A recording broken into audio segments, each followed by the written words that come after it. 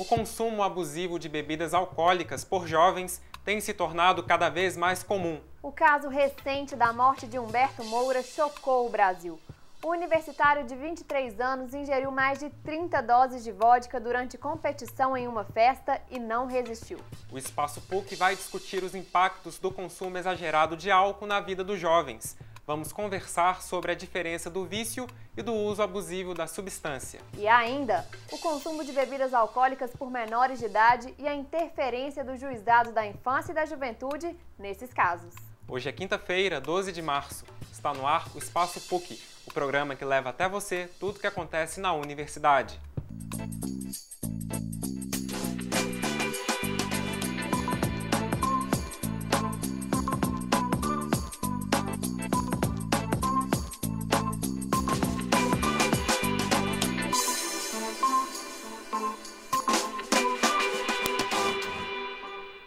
Olá, boa tarde. Uma dose de vodka por 1 minuto. Essa era a única regra de competição que causou a morte de um universitário em Bauru, São Paulo. Quais as responsabilidades dos organizadores do evento nesse e em outros casos? Nossa equipe foi a uma clínica que atende pessoas que sofrem de dependência química. E eu fui ao Juizado da Infância e da Juventude de Belo Horizonte para mostrar como são resolvidos os casos que envolvem menores de idade. A média mundial de consumo de grandes quantidades de álcool de uma só vez é de 7,5% da população. A média do Brasil é destacada negativamente pela Organização Mundial da Saúde. A taxa aqui é de 12,2% da população. Os jovens têm se inserido cada vez mais nessa taxa de consumo abusivo de álcool. O caso mais recente chocou o Brasil. Um universitário de 23 anos morreu em uma festa ao participar de competição para ver quem conseguia beber mais.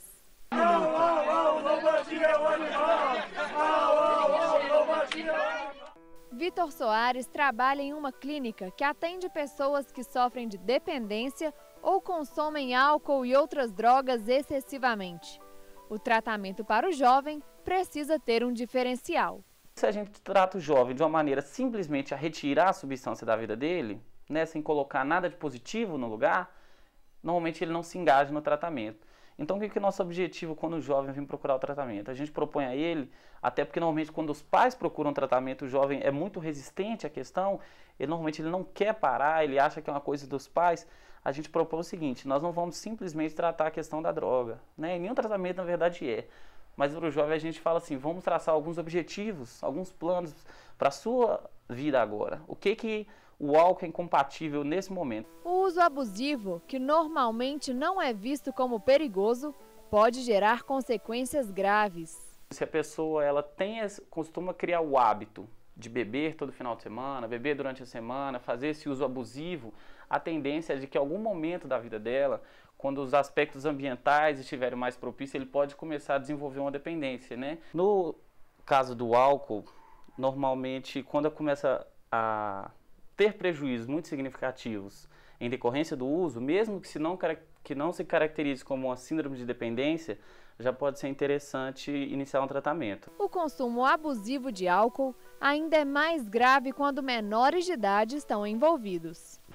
Em 2014, 646 menores foram identificados pelo juizado consumindo bebidas alcoólicas. A fiscalização foi feita em aproximadamente 41 mil estabelecimentos. Bares e restaurantes foram o segmento mais supervisionado, com mais de 76% das inspeções. A gente percebe que com o aumento do consumo de bebida alcoólica pelos menores de 18 anos, devido a isso, né, nós aumentamos o número de comissários e, consequentemente, o número de fiscalizações. Quem é penalizado é quem serviu a bebida para o menor de 18 anos ou o estabelecimento que vendeu. O pai vai só assinar o termo de entrega sob responsabilidade. E tem menor de idade que dificulta a fiscalização dos estabelecimentos. Às vezes também, o que acontece é a dificuldade de fiscalização. Os adolescentes hoje estão utilizando os documentos falsos, eles utilizam documentos de irmãos maiores, de amigos maiores, Então, isso tem dificultado um pouco também para os donos de estabelecimento. Quando vê chegando a equipe do comissariado, as combis, que eles já conhecem tanto, né? Hoje é Sprinter, eles logo já descartam a bebida. E o pessoal nos bares deixa claro que as palavras-chave do consumo de bebida são limite e equilíbrio. Cerveja, principalmente. Cerveja eu não posso ficar sem no meio de um pagodão, de um sambão desse aqui, não. Eu acho que a bebida não chega a ser tão importante assim. Eu acho que não é fator primordial para poder ficar feliz numa festa, alegre numa festa, não. Eu acho que a bebida ela é um estímulo, um acelerador da farra, da diversão. Eu acho que se as pessoas tiverem controle, né, ela é uma mais para socializar, para alegrar uma festa. Não acho que é imprescindível. Eu consigo ficar numa festa, ficar animada sem bebida. Tem mais ou menos 9 anos que eu bebo. Por 16, 17. Desde 17 anos. Beber até cair nem pensar. Eu acho que você tem que ter equilíbrio, como você tem que ter para tudo na vida. Alguns extrapolam, passam mal e acaba sendo desagradável. Ficar numa festa com outras pessoas passando mal, acaba que todo mundo vai embora e acaba a festa. Eu sei o momento certo de que eu posso ou não passar um pouquinho do ponto, quando eu tô aqui do lado de casa, que eu não vou dirigir. Cada um domina o seu equilíbrio, você entrosa, joga sua bola, depois toma sua cerveja com a rapaziada. Hoje eu vejo que a galera mais jovem, os adolescentes, eles querem beber para ficar tonto. Tanto que eles usam, se eu fosse beber para ficar bom, eu tomava remédio. Para falar sobre esse assunto e ajudar a esclarecer os transtornos gerados pelo álcool na adolescência e juventude, recebemos Ana Paula Gandra, médica psiquiatra. E para falar sobre as responsabilidades no fornecimento de bebidas e organização de eventos com presença de jovens, além de outras questões legais relacionadas ao tema, recebemos o professor Guilherme Collen, diretor da Faculdade de Direito da PUC Minas. Bem-vindos ao Espaço PUC. Boa tarde. Boa tarde. Boa tarde. Para começar, doutor, eu gostaria que você esclarecesse a diferença entre dependência e uso abusivo. Boa tarde, gente. Primeiramente, eu gostaria de agradecer o convite, né, para estar aqui. Então, vamos lá. Uso, na verdade, seria qualquer ingestão de álcool, independente da quantidade e da frequência. O uso nocivo, na verdade, seria aquele uso que causa algum prejuízo para essa pessoa, independente também da quantidade, né? Alguma consequência em relação à saúde física e mental. Ambos não configuram dependência. Já na dependência, a gente começa a falar sobre controle. O que seria isso? O indivíduo ele começa a beber não mais por questões de prazer. Ele bebe muito mais para aliviar alguns sintomas de síndromes de abstinência, dores no corpo, né? Dentre outros fatores. Ele começa a passar grande parte do tempo e do dia pensando em como consumir, em como obter esse álcool, né? Além de deixar de fazer funções extremamente importantes e sociáveis para ficar única e exclusivamente dedicado a esse uso de bebida. Então ele pode trocar a família, o trabalho, só pelo uso só pelo uso do álcool.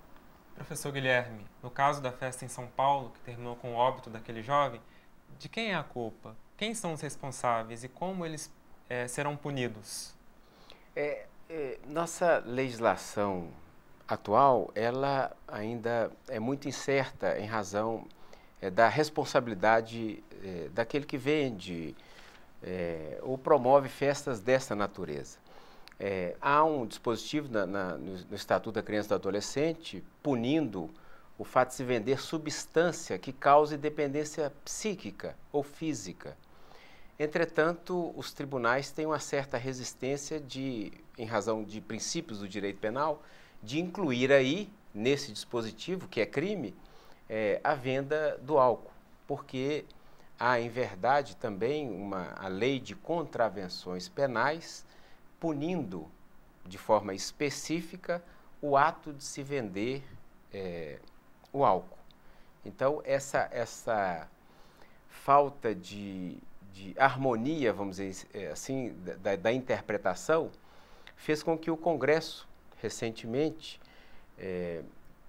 propusesse um projeto de lei que já foi no Senado e aprovado na Câmara dos Deputados, criando uma figura típica, considerando crime o fato de se vender, aí criando uma figura típica específica, um crime específico, o ato de se vender se vender álcool para o menor de 18 anos. Então agora o Estado está, ou melhor dizendo, após a sanção da Presidente da República, o Estado vai estar aparelhado, do seu ponto de vista legal, para punir condutas dessa natureza.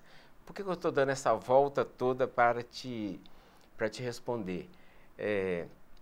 Essa incerteza jurídica atual faz com que seja difícil você atribuir responsabilidade criminal a alguém que tenha promovido uma festa e que nela se serviu bebida alcoólica, né? Eu poderia aqui, num excesso de esforço, admitir que se alguém promove uma festa e estimula o consumo absolutamente excessivo. Como no caso da competição. Exatamente. No caso, você estimula o uso excessivo de vodka, que é uma bebida muito forte. Eu, num esforço assim, de interpretação, posso dizer que ele tenha concorrido para um crime de homicídio culposo, né? Você, de certa forma, deu causa ou contribuiu para a morte de alguém, né? Então, dependendo da situação concreta, nós podemos chegar a um crime contra a vida. Mas hoje, e aí, desculpe se eu estou estendendo demais, fica à vontade. Hoje nós, a partir da sanção da Presidente da República, no caso deste projeto de lei, né, nós vamos afastar qualquer dúvida em relação à responsabilidade criminal e passará a ser crime tipificado na lei penal o ato de se vender bebida para um menor de 18 anos. Essa lei é uma lei à parte ou ela vai alterar o estatuto da criança e do adolescente? Ela vai inserir um novo artigo criando uma figura típica específica, né? Como eu disse, hoje o tipo penal que lá existe é muito abrangente, né? E não traz de forma específica a questão da venda do álcool. Ok, professor, nós vamos dar uma rápida parada no nosso bate-papo. Não saia daí, nós vamos para um rápido intervalo e voltamos já já.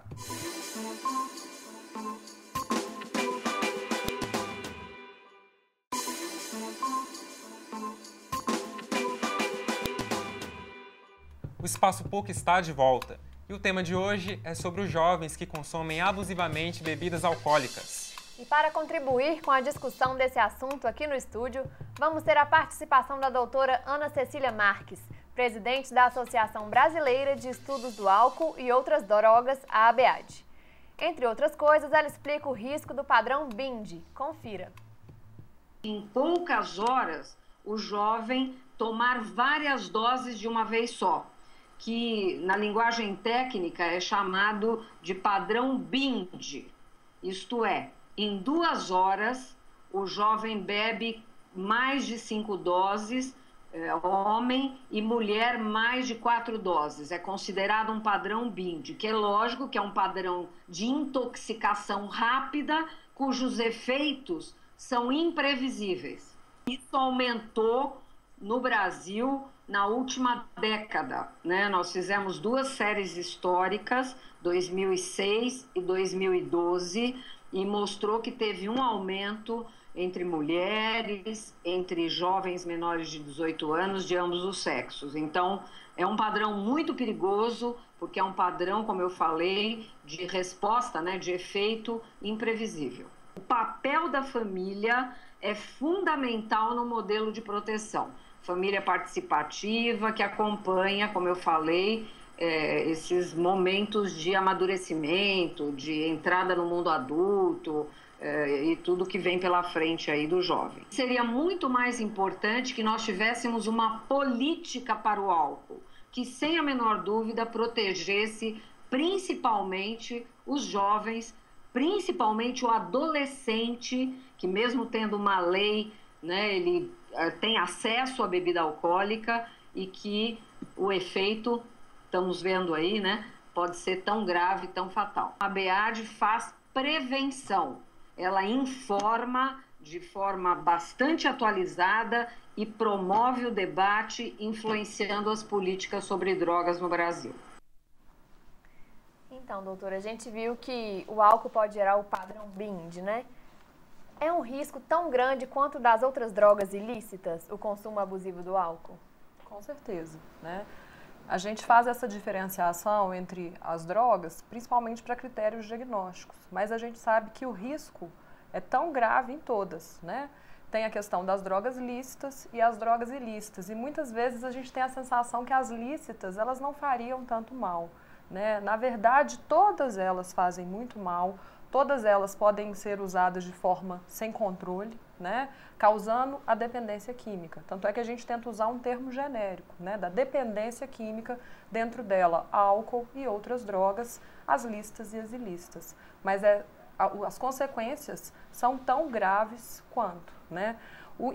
A diferença que a gente faz muitas vezes é quando se fala de crack, né? Que a devastação social às vezes é maior, né? Mas na nossa sociedade hoje sabe-se que a prevalência é do álcool, né? Ela é uma droga lícita, encontrada infelizmente em toda esquina, com acesso fácil, né? Com uma incidência muito grande. Professor Guilherme, deveria haver algum tipo de fiscalização em comerciais que incentivam o uso de bebida alcoólica? Nós, no Brasil, tivemos uma experiência recente com a proibição da propaganda do tabaco, né? Conversávamos há pouco que, na minha época, era sinônimo de status você fumar. E na televisão, os artistas sempre ostentavam um cigarro como forma de sucesso pessoal. Hoje, você veja que os cigarros vêm com imagens de doença, imagens que demonstram os efeitos do uso do cigarro. E isso impactou nos nossos jovens, né? Você não vê hoje facilmente um adolescente fumando, né? Agora, com um copo de cerveja na mão, é possível encontrar aí num lugar ou outro, né? Então, certamente que a sedução ainda, ou a capacidade do comercial criar esse glamour do álcool contribui decisivamente para o uso e abuso. E abuso porque o jovem é aquele que ainda está em formação, né? A doutora Ana Paula pode dizer melhor sobre isso, mas e a questão de querer ser aceito, né? Na sociedade. Se você puder complementar, né? A gente sabe hoje que, inclusive, a questão do comércio, existem bebidas muito direcionadas à faixa etária de jovens, né? Bebidas mais doces, bebidas coloridas. Tem um apelo do marketing. A gente sabe que é proibido, mas tem um apelo para tentar estimular, né? Não queremos passar, eu não quero passar a imagem aqui de um puritano, né? De que o jovem não deve beber, não deve fumar. Mas há pesquisas e dados concretos que indicam que o jovem em formação não deve ter contato com álcool, né? Porque deturpa a sua construção psicológica, até física, e o que é mais grave é o uso excessivo, né? O jovem, acredito eu, que não bebe muitas vezes por prazer, né, de abrir uma cerveja, degustar uma boa cerveja, né? Ele sai para a balada para se embriagar. E o episódio que gerou toda essa comoção social, como bem diz a nossa colega, ele decorreu de um ato eu diria até de masculinidade ou heroísmo, né? Quer dizer, eu sou melhor, eu bebo mais. Então, esse é o grande problema. Eu jamais participaria de uma competição insana desta natureza, né? Quer dizer, não me agrega valor. Agora, para um jovem, infelizmente, eu fiz referência ao projeto de lei que está para ser sancionado pela presidente, e espero que seja, né? Lá houve uma discussão sobre a proibição absoluta da propaganda do álcool. Hoje há, mas ela atinge só um certo grau de bebida, né, de teor alcoólico. E a cerveja e outras bebidas mais coloridas e atrativas, né, não entram nessa. E quando você vai fazer o atendimento para os jovens, você percebe que os pais também têm que ser acompanhados nos casos que você já atendeu? Com certeza, é essencial, né? A família ela é a base de tudo, né? Da mesma forma que a família pode funcionar como um fator protetor, ela pode estimular o uso de álcool. E muitas vezes essa família ela serve como um exemplo, né? Ela tem valores distorcidos ou valores não muito bem claros. O pai percebe que esse filho está fazendo um uso abusivo, está prejudicando o dia a dia, acha ruim, mas na verdade ele bebe todos os dias, né? Ele acha normal, a geladeira está cheia, ele estimula esse uso. Além do que, muitas vezes o pai ou a mãe quer minimizar o uso de álcool do filho, né? Nos procura, mas muitas vezes fala, não, mas ele não bebe tanto assim. Então, é essencial que essa família seja acompanhada. Primeiro, para a gente deixar essas questões de valores, limites muito clareadas, né?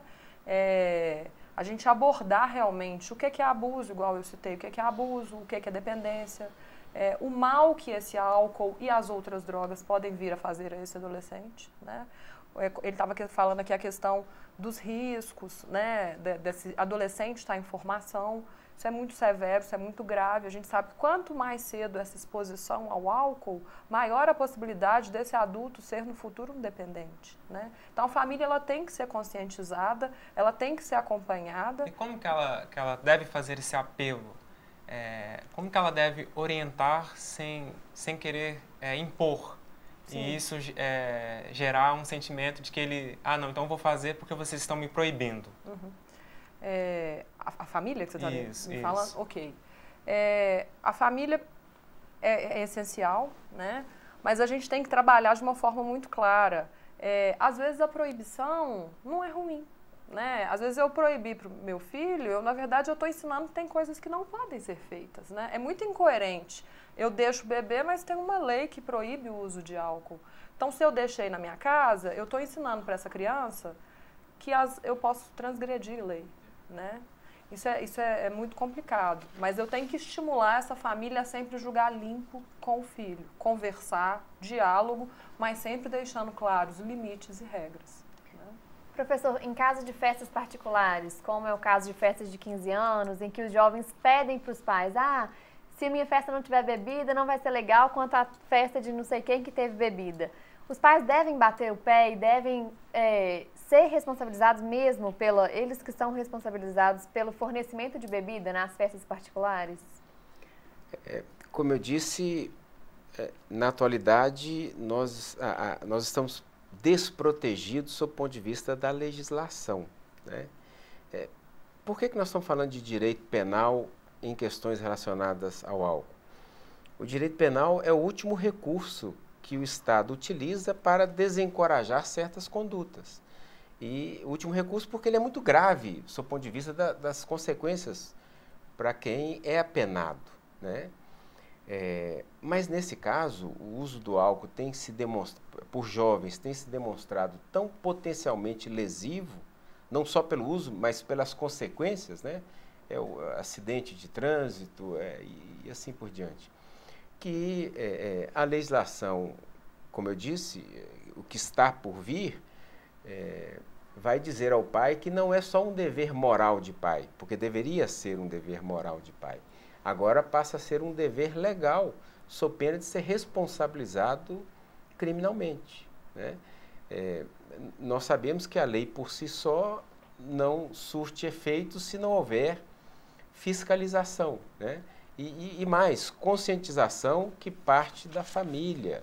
Eu sempre digo isso e gosto de repetir, eu não furto porque existe um artigo 155 do Código Penal que diz que se furtar tem consequência jurídica, é crime. Eu não furto porque eu tenho valores, né, que me desmotivam e me impedem de agir dessa forma.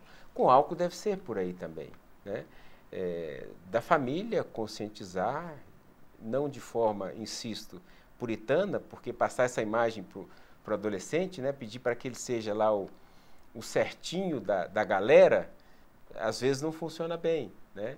Mas quem sabe ser o esperto, não consumindo o álcool no momento da vida que impede o consumo de outras coisas, né? Quem sabe dos livros. E para finalizar rapidamente, professor, qual então seria o caminho para tentar amenizar essas situações? O caminho é uma fiscalização mais rigorosa por parte do Estado. Porque se a família falha, se o dono do comércio falha, não se sente desmotivado, acho que aí entra a sanção, né? E agora a lei traz responsabilidade penal e administrativa, com multa e fechamento do estabelecimento comercial. Não pode ser um bom negócio vender droga, desculpe, porque a droga, sob o ponto de vista, vender álcool para menor de 18, não pode valer a pena. Né? Ok, gostaríamos de agradecer a participação, doutora Ana, professor Guilherme, aqui no Espaço PUC, muito obrigado. Obrigado a vocês. Essa edição do Espaço PUC fica por aqui. A gente se vê no próximo Repórter PUC, toda quinta-feira às 4h30 da tarde. Participe! Envie sugestões e comentários para o e-mail espaçopuc@pucminas.br.